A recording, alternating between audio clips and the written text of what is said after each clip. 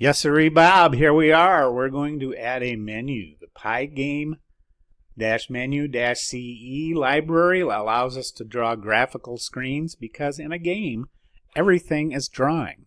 And if you have to make a screen all by yourself, there's lots of things you have to do. PyGame menu does it for us. It's very cool. So let's use it. We're also going to bring in some sounds, and we're going to need a sleep. That allows us to pause things, like while the screen is showing. So from time, we're going to import the sleep function. Well, we're going to have some noise, so we want to initialize our mixer. That means we plug in our mixer, turn on the lights, everything's ready to go. This is the normal hertz for a CD quality recording. This is the bit depth, meaning 16 bits. We want 2 channels, and this is a little bigger buffer size than the standard buffer size. Well, we know all this. We have to init and all that kind of stuff. And the clock. We loaded the assets. We're going to draw the tractor now at the beginning. We're going to start the music. Well, somewhere we have to do some things. We have to load in, let's see. Oh, we're going to load in a little icon. Well, let me give a demo first. I forgot to do that. Yeah. Tractor's moving. Oh yeah, we got score going on. And if I miss, which is, and here's where we use our time. We're just going over and over again until we say play again or exit. Nice looking little screen, but hardly any effort at all.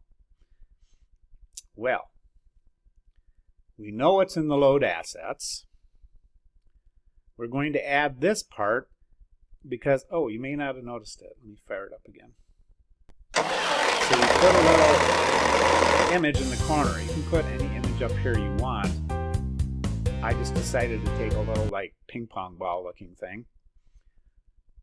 So we're going to load the blue ball.png. It was part of the assets zip file that's right next to the other folder, the other files in my GitHub. We have to convert alpha, make it into a surface, and then when you set the icon, this ball icon gets set right up in the corner, just like that Visual Studio Code guy does. And we know all this business. We've loaded all that. We're going to keep track of score. We need to initialize the score at 0 because that's where we start. We haven't won yet. Now, why did we draw the tractor before the game started? And we drew the background. Well, let's find out why. Because I don't want the ball showing up until the tractor starts.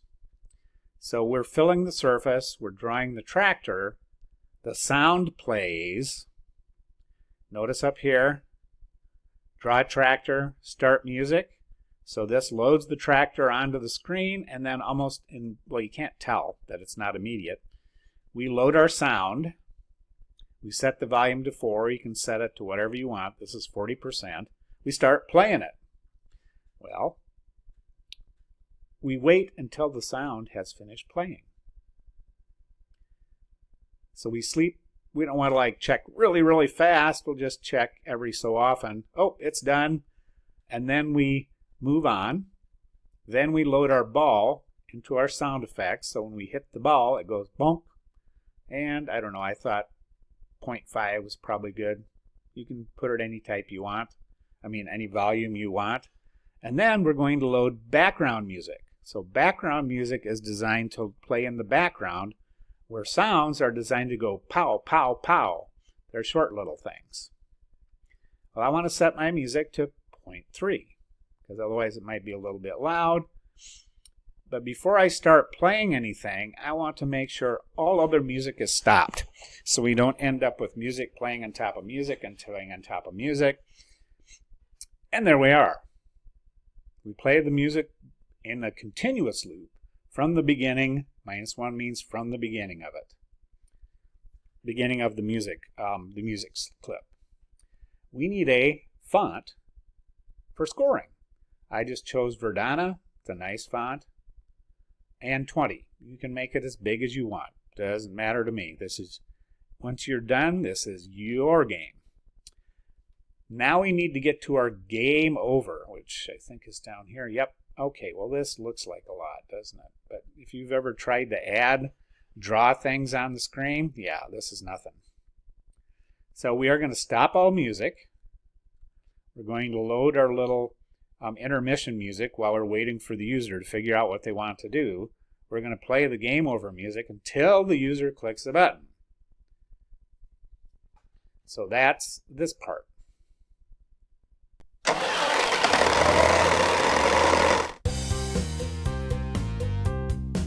All right, if I get out of the way. Oh, that's going to hit it. And lose.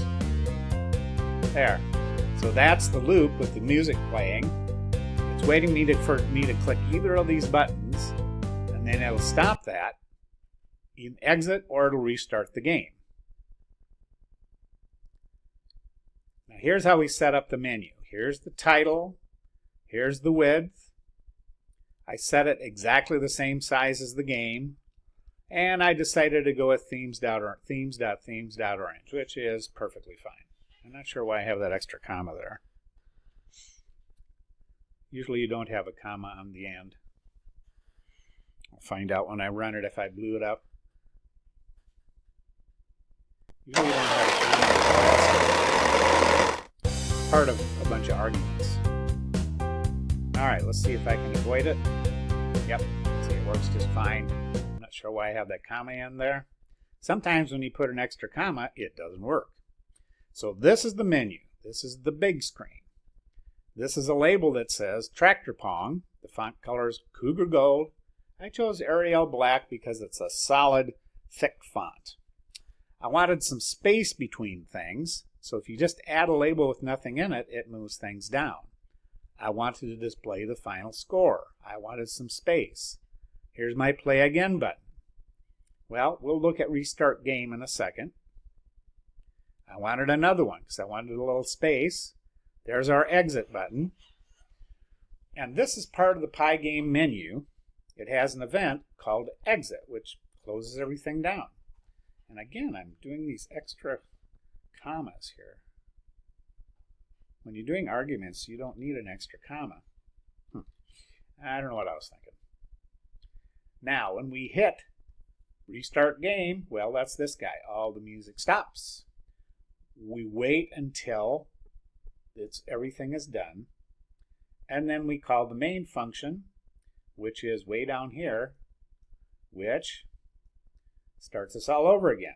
Is there a better way to do that? Yeah, probably, but that's the one I chose at the time. Let's see what else. Yeah, Restart Game method. Oh yeah, the ball. If the ball goes down to the bottom of the screen, the computer wins. Well, I should say the game is over. Let's see here. Let's find the update ball. There it is. So if the bottom of the ball is greater than the height, which means it goes, oh, it's off, game over, we lose. Well, what's fun of a game if you can't, have the chance of losing? That makes it really boring if all you can do is win. That's no good. We're also going to modify our check collision thing a little bit because we need to have our ball hit in there. So in check collision, everything else is the same. We're looking for stuff for randomly doing things. If we have a collision between the two of them, we're going to increase the score by 1. And then we're going to play the ball hit. Now a sound can play on top of background music. So this plays as a little brief clunk, and then it's done. We also need to draw the score on the screen. Well, you're going to see now why I'm using the PyGame menu. This is what it takes just to draw a score on the screen. We have to create the score display. Remember, we already created the font score. We have to render it. That means we have to draw it in our back buffer. True means anti-aliasing, which means that everything in a window is square pixels. Well, anti-aliasing tries to smooth things down. If you're curious, look up anti-aliasing. It's used all the time, automatically. In this case, we have to turn it on manually because it does introduce a slight performance hit. But modern computers are fast enough, nobody is going to have trouble playing Tractor Pong. And I chose black. Then we have to draw the score on the surface. Well, interesting. A lot of stuff going on. Let's see. And we already, I forgot to show the main method. We do need to add this. Define main, and then we move these guys up into here. Oh, that's right. This is how we did it. So if you want to, let's run it. Let's see how I can win. It starts out down here. I'll get it up here where you can see how skillful I am. I just have to sit there on. And it'll randomly bounce. Each time I hit it, I increase my score.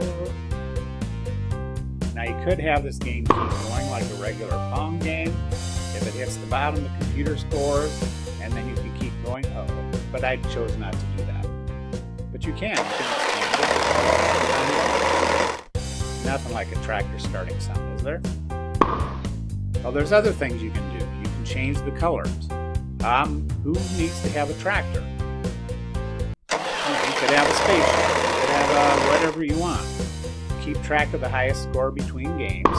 You can register users, add more music, change the music, different images, change the size of the playing field. The idea when you do any tutorial that someone has published is then take it and make it your own. Otherwise, you're really not learning anything if you're not modifying it. You're just typing in code, and that's okay, but typing in code isn't as much fun as creating your own programs. And before you can create your own programs, a good way to get started is type in somebody else's program, but then modify it, add things to it. Well, that's the end, the grand finale of Tractor Pong. Let's see what you can come up with.